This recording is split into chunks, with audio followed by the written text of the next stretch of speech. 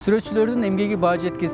Биз суктанып караган жаратылыш пейзаждарын, табияттын кооздугун дал ушул сүрөтчүлөр кооз картина кылып жеткиришет.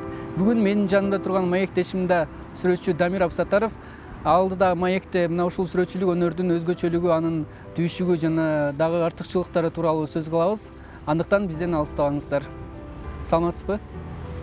Саламатчылык, Бекназар мырза. Андай эми сөз башынан болсун, мына ушул сүрөтчүлүккө кантип кадам таштап калдыңыз эле, мына ушул өнөргө баш багууңуз боюнча айтып өтсөңүз. Сүрөтчүлүккө кичинекей кезимден эле сүрөт тартуума түрткү болгон менин ошол ата энем да. Ардактуу ата энем.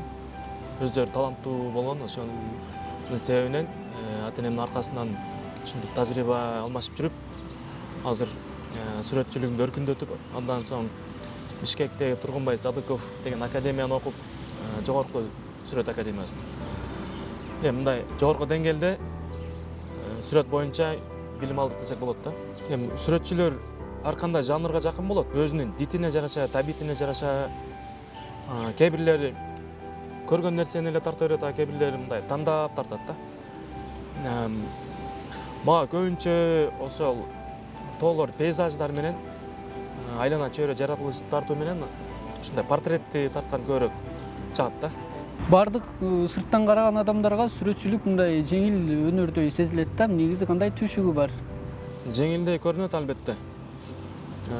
Мындай Кесипкөй адам катары. кесипкөй мындай сындагым келет да, туурабы? Бирөөнүн жасап аткан ишин көргөндө деле мен дагы мындай сындагым келет. Бул жер мындай болуп калыптыр, тигиндей болуп калыптыр деп. Албетте башкаларга да ошондой көрүнүшү мүмкүн. Негизинен ар бир иштин өзүнүн кыйынчылыгы бар. Сүрөт деле кыйын, мындай буга дагы көздү каныктыруу керек да. Көз көптөгөн ушундай жолдордон өтүш керек, практикалардан өтүш керек. Көз ченемиң туура болуш керек. Көз чак деп коет мындай. Көз ченемиң туура болсо, портретти дагы өзүнө окшотуп тарта аласың да. Эгер анан көпчүлүк учурда ошону байкатпаган сүрөтчүлөр деле болот.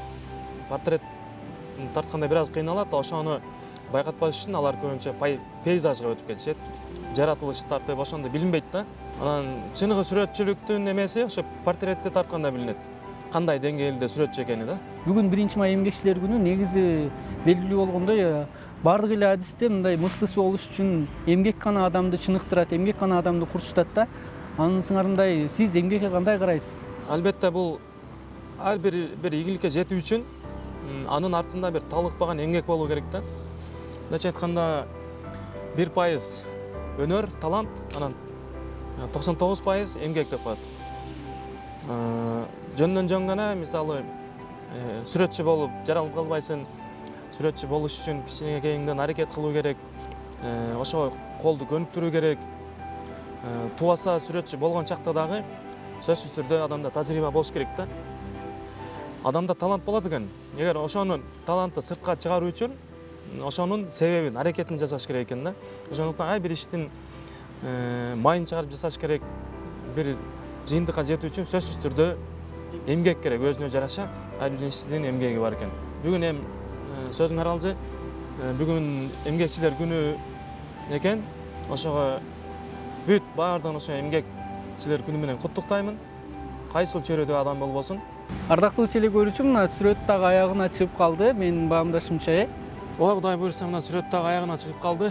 Негизги чиймелерди, линияларды түшүрүп алдык азыр. Анан биздин бере турган жерибиз ошо штрихтер калды да. Ошолорду берсек, мындайча айтканда адамдын формасы чыгат.